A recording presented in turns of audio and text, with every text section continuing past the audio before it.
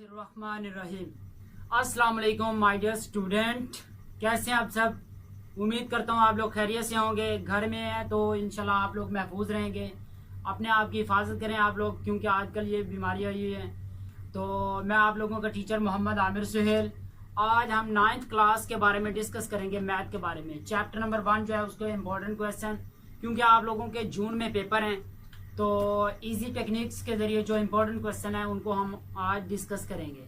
Chapter number 1 के important question उनको हम आज डिस्कस करते हैं और देखते हैं कि कौन कौन से क्वेश्चन हैं जो इम्पोर्टेंट हैं एग्ज़ाम की रूह से। तो चलते हैं अपने टॉपिक की तरफ। आज हमारा जो टॉपिक है वो मैट्रिक्स के बारे में है। तो मैट्रिक्स में हमारे पास कुछ क्वेश्चन होंगे जिनको हमने क्या करना होगा, सॉल्व करना होगा। तो चलते हैं अपने टॉपिक की तरफ। ये देखिए हमारे पास स्टूडेंट, हमारे पास दो सेट है, एक हमारे पास ये है और एक हमारे पास ये है। और यहाँ से हमने फाइंड क्या करना है, एक्स को फाइंड करना है। अब एक्स को फाइंड करने के लिए आप देखो ये जो है इसके साथ ऐड हो रहा है। तो ऐड होने का मतलब ये है कि अगर हम उस मैट्रिक्स को या कॉलम को दूसरी साइड पे लेके जाते हैं तो वो माइनस हो जाएगा। तो माइनस होने के बाद हमारे पास देखो क्या आंसर आता है।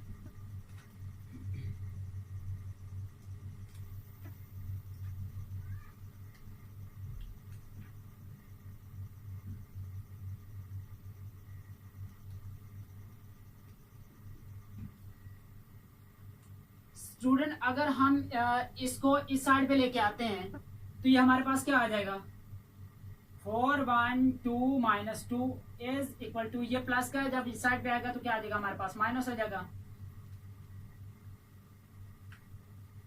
अब यहाँ से फर्स्ट एलिमेंट फर्स्ट में तो माइनस हो जाएगा, सेकंड वाला सेकंड में से और थर्ड वाला थर्ड में से।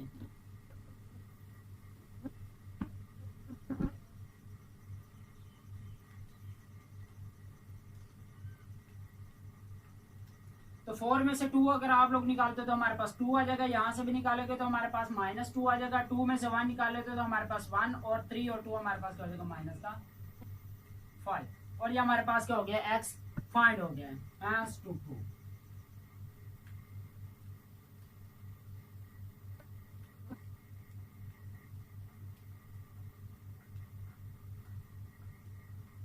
जी स्टूडेंट, अब चलते हैं हम अपने नेक्स्ट क्वेश्चन की तरफ। वहां पे भी आप लोगों को दो मैट्रिक्स दे दिए गए हैं, एक हमारे पास मैट्रिक्स ए और एक हमारे पास बी है। अब यहाँ से हमने फाइंड क्या करना है, 3a माइनस 2b। जो आप लोग गिवन है वो क्या है,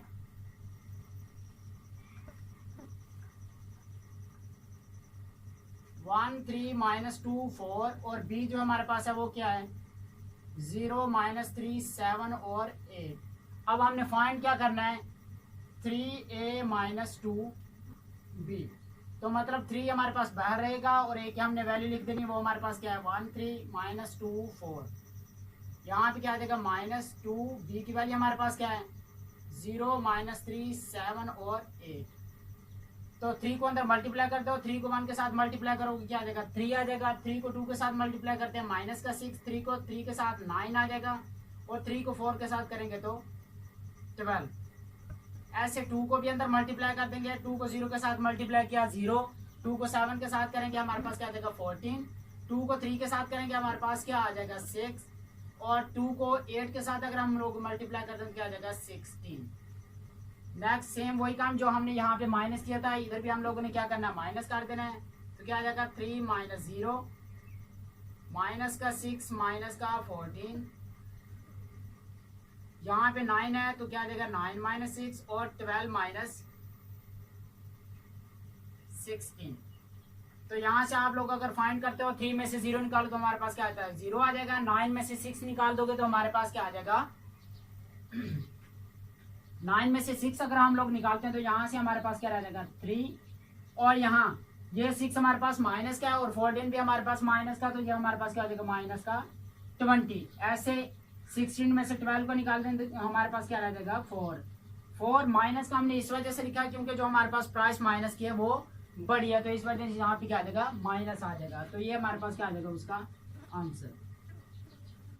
जी स्टूडेंट, अब हमारे पास है फाइंड ए एंड बी, हम लोगों ने फाइंड करना है और हमारे पास दो मैट्रिक्स दे दिए हैं, ये हैं। अब गिवन हमारे पास क्या है,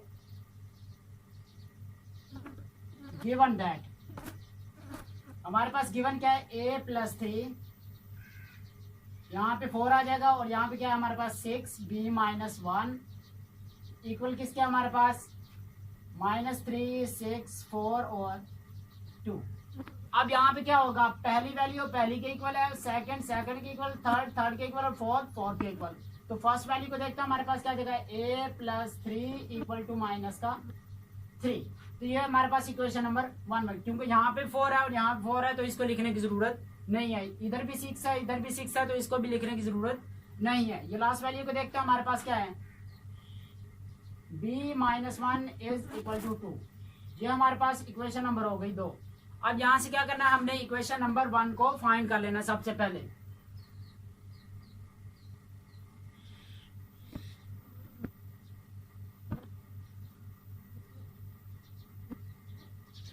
using two solve equation 1। Equation 1 हमारे पास क्या है, a+3 इज इक्वल टू -3। ये 3 यहाँ पे प्लस का है, जब दूसरी साइड पे जाएगा तो क्या हो जाएगा, माइनस हो जाएगा। तो यहाँ से हमारे पास क्या आ जाएगी वैल्यू, -3 तो हमारे पास क्या आ जाएगा, a इज इक्वल टू -6। अब हमने क्या करना है, इक्वेशन नंबर 2 को फाइंड करना है। इक्वेशन नंबर 2 को फाइंड करेंगे तो क्या आ जाएगा हमारे पास,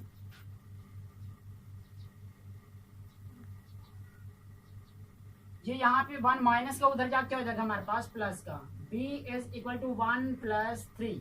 तो ये हमारे पास आंसर क्या आ जाएगा इसका, 3। ये हमारे पास a की वैल्यू आ गई और ये हमारे पास b की वैल्यू होगी। a is equal to -6 and b is equal to 3। Next हमारे पास जो क्वेश्चन है, हमारे पास एक मैट्रिक्स है, वो हमारे पास कौन सा है, a। देन फाइंड करना है हमने उसका डिटर्मिनेंट। और डिटर्मिनेंट हम कैसे फाइंड करते हैं, सबसे पहले हमें क्या गिवन है,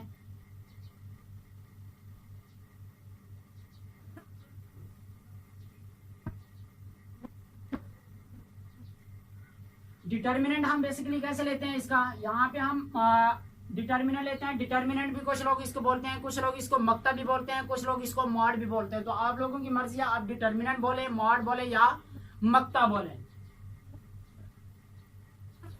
मक्ते की खास अलामत ये है कि यहाँ पे ये जो हमारे पास लाइन होती है ये स्ट्रेट होती है। जैसे यहाँ पे हमारे पास कोई एक मैट्रिक्स दिया जाता है तो वो ब्रैकेट के अंदर होता है, लेकिन यहाँ पे ब्रैकेट नहीं होती, स्ट्रेट लाइंस होती हैं। अब यहाँ पे क्या होता है, 4 1 के साथ मल्टीप्लाई हो जाता है और 2 4 के साथ मल्टीप्लाई हो जाता है। तो 2 क्रॉस 1, यहाँ पे साइन होता है हमारे पास माइनस का फार्मूले वाला। तो उसके बाद हमारे पास क्या आ जाएगा, -2 क्रॉस 4। इसको इसके साथ मल्टीप्लाई कर देंगे, 2 को 1 के साथ मल्टीप्लाई करते हैं, क्या आ जाएगा, 2 आ जाएगा। तो यहाँ पे आ गया हमारे पास -(2), या हमारे पास क्या आ जाएगा, -8। तो ये 2 माइनस को अंदर मल्टीप्लाई करते हैं तो ये क्या हो जाएगा हमारे पास, प्लस हो जाएगा, 8 हो जाएगा। और 8 के बाद हमारे पास क्या आ जाएगा, 10। तो इसका मतलब है जो हमारे पास a का मक्ता या मॉड आया वो इक्वल है 10। स्टूडेंट, अब हमारे पास क्वेश्चन नंबर 5 है, उसको हम लोग देखते हैं कि हमारे पास एक मैट्रिक्स दे दिया उसने D और हमने फाइंड करना है उसका इनवर्स। अब हमें गिवन क्या है, सबसे पहले D हमें गिवन है और हमने फाइंड क्या करना है, D इनवर्स फाइंड करना है। अब D इनवर्स हम कैसे फाइंड करते हैं, वो हमारे पास इक्वल होता है adjoint of D over D का डिटर्मिनेंट मॉड या मक्ता। अब यहाँ पे आप लोगों ने क्या करना है, सबसे पहले एडजॉइंट को सॉल्व कर लेना है, फिर आपने क्या करना है, डी को सॉल्व कर लेना है। तो एडजॉइंट को सॉल्व करते हैं सबसे पहले हम।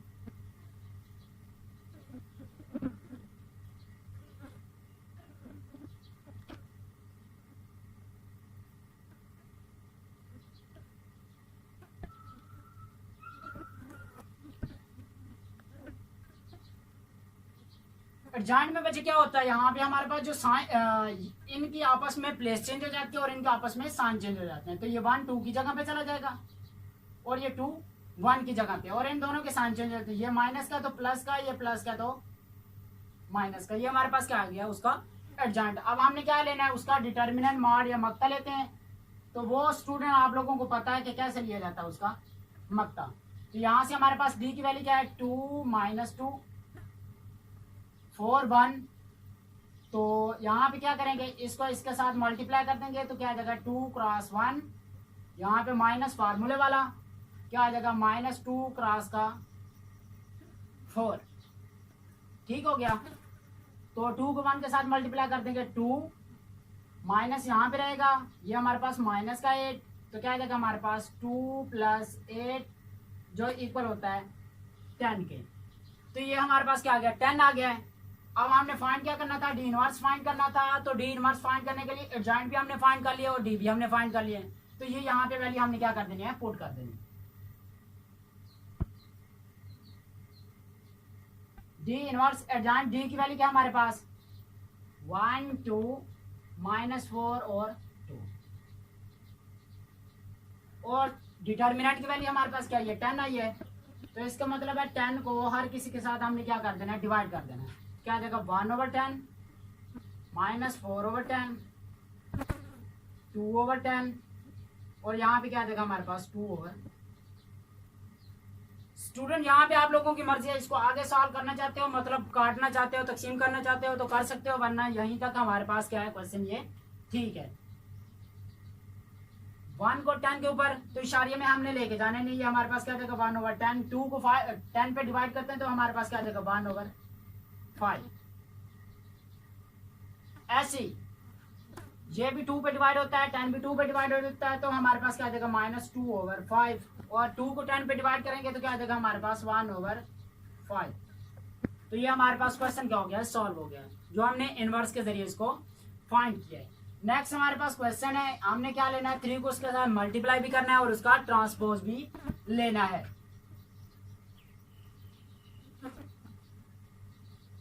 गिवन क्या है हमें,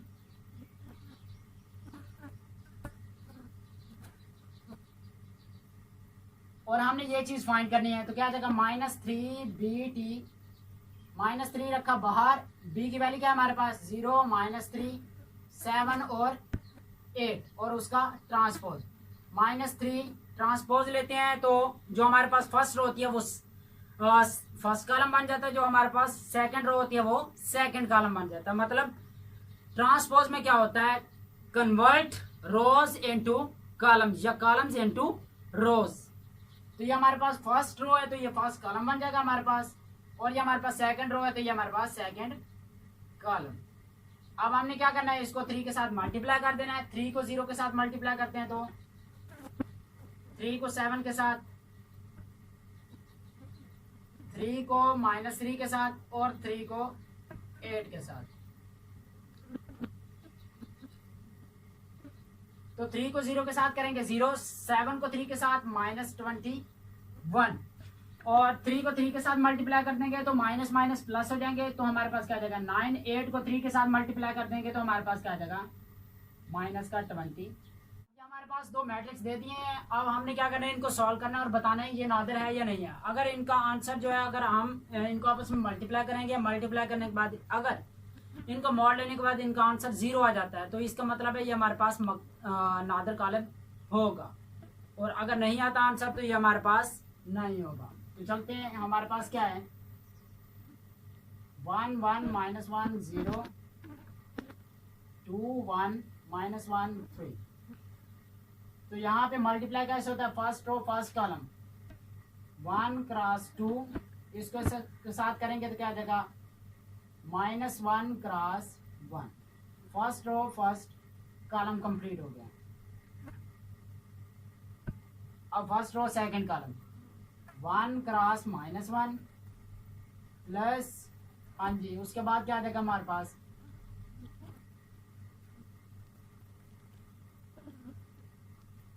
इस -1 को 3 के साथ मल्टीप्लाई कर देंगे। नेक्स्ट ऐसे ये हमारे पास सेकंड रो है तो इसको भी फर्स्ट कॉलम के साथ क्या आ जाएगा हमारे पास 1 cross 2 plus 0 cross 1। Second row second column 1 cross -1 plus आ जाएगा 0 क्रॉस 3। तो ये हमारे पास क्या आ जाएगा 2 -1 2 प्लस 0 -1, ये हमारे पास क्या आ जाएगा -3, और यहाँ से हमारे पास क्या आ जाएगा -1 प्लस का 0। तो इसको अगर आप लोग सॉल्व करते तो हमारे पास क्या आ जाएगा 1 2, यहाँ से क्या आ जाएगा हमारे पास -4, और यहाँ पे क्या आ जाएगा -1। अब हमने क्या लेना है, बताना है कि ये हमारे पास नादिर कॉलम है या नहीं है। तो उसके लिए हम क्या करेंगे, इसका मॉड लेंगे।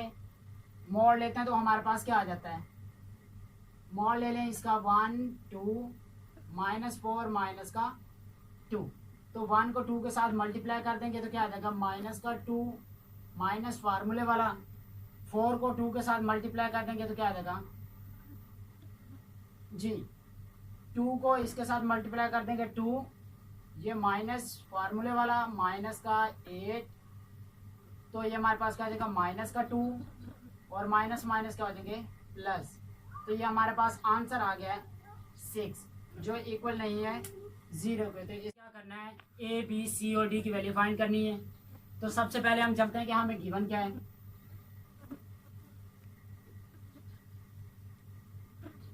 गिवन हमें क्या है a plus C A plus 2b C -1 4d minus का 6 इक्वल है हमारे पास 0 3 -7 2d।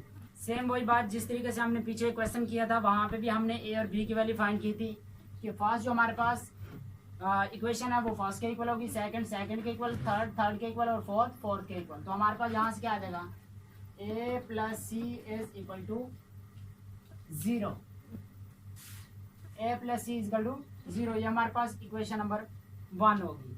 उसके बाद यहाँ पे हमारे पास क्या है a plus 2b is equal to minus का 7 इक्वेशन नंबर 2।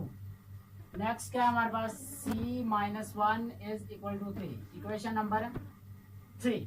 उसके बाद हमारे पास क्या है 4d माइनस का 6 इज इक्वल टू 2d ये इक्वेशन नंबर 4 हो गई। अब यहाँ पे स्टूडेंट आप लोगों ने ये करना है यहाँ से वो वाली इक्वेशन उठानी है जिसमें जस्ट हमारे पास एक ही कांस्टेंट है। तो वो हमारे पास इक्वेशन नंबर 3 है। तो उसको हमने क्या करना है सॉल्व कर लेना है।